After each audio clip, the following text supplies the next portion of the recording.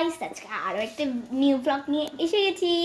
তো আজকে আমাদের ঘরে দুপুরে রান্না হবে কি জানেন? হ্যাঁ, আজকে রান্না হবে আমাদের পাঙ্কাশের পেটি। হ্যাঁ, এখন আমাদের পাঙ্কাশের পেটি রান্না হবে। তো চলো দেখে আসি রেসিপিটা। তো গাইস, এখানে আমরা নিয়ে নিছি এখানে পাঙ্কাশের পেটি। এগুলোকে গরম পানি দিয়ে ভালোভাবে ধুয়ে আমরা এখানে রেখে দিচ্ছি, কারণ এখানে যা চর্বি থাকে তাইও কেটে চলে যায়, আর হচ্ছে এখানে যেটা মানে ওই অপরিষ্কার থাকে সেটাইও চলে যায়।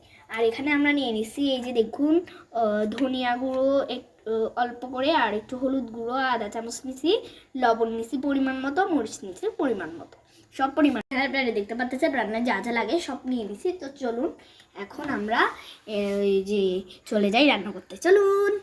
সেখানে ডেচকিটা এখন গরম হওয়ার জন্য বসাই দিছি। তেলটা পরিমাণে একটু কমই দিব, কারণ ও জন্ম থেকে গায়ে তেল নিয়ে আসছে, তাই একটু মানে সরিষার তেলটা একটু কম দিব। এরপর হচ্ছে একটু ভালোভাবে আমরা একটু নাড়িয়ে চাড়িয়ে নিচ্ছি। এখন হচ্ছে এখানে দিয়ে দিব। তো এখানে আমরা একটু ওই যে পেঁয়াজ দিয়ে দিচ্ছি, পেঁয়াজ কুচিগুলো দিয়ে দিলাম। দেখুন কত সুন্দর লাগতেছে, এরকম যে সুন্দর সুগন্ধটা বের হয়, আমার না খুব ভালো লাগে, আরও খাইতে আরও বেশি মন চাই। তো গাইস, আজকে এখন পেঁয়াজ দিয়ে একটু সরিষার তেলগুলো একটু ভালোভাবে নাড়িয়ে চাড়িয়ে নিচ্ছে।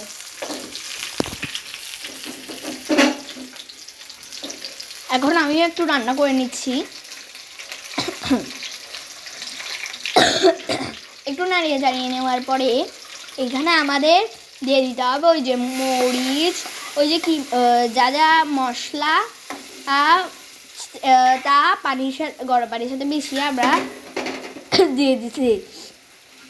তাই এখন এগুলো মরিচের সাথে খুব ভালোভাবে অ্যাটাচ হয়ে যাচ্ছে। তো এখন আমরা ভালোভাবে দিয়ে দিচ্ছি।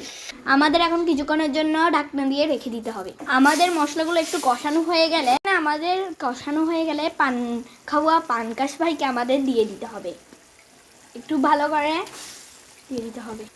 এবার আমাদের পেটিগুলো দেওয়া হয়ে গেছে। গাইস, যখন একটু একটু হয়ে আসবে তখনই একটু কাঁচামরিচ আর ধনেপাতা দিয়ে দিতে হবে, আর একটু মাছটা ধন্য হয়ে যাওয়ার জন্য।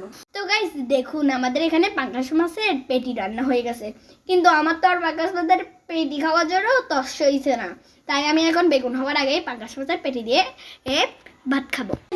দেখুন এই সুন্দর পাঙ্কাশ মাছ, এখানে দেখুন আমি পাঙ্কাশ মাছের পেটি দিয়ে এই সুন্দর প্রকৃতির ভিউ নিয়ে এখন ভাতটা খাওয়া শুরু করবো। ও গরম গরম গাইস। তো এই যে এখানে আমাদের বেগুনটা হয়ে গেছে। তো এখানে এই যে আমাদের মাছের মাথা দিয়ে বেগুনটাই হয়ে গেছে, আর এখানে আমাদের ভাতটাই হয়ে গেছে। এখন সব কিছু হয়ে গেছে, এখন আমরা আরামদায়ক একটা গোসল দিয়ে ভাত খেয়ে ঘুমাবো। Bye bye friends.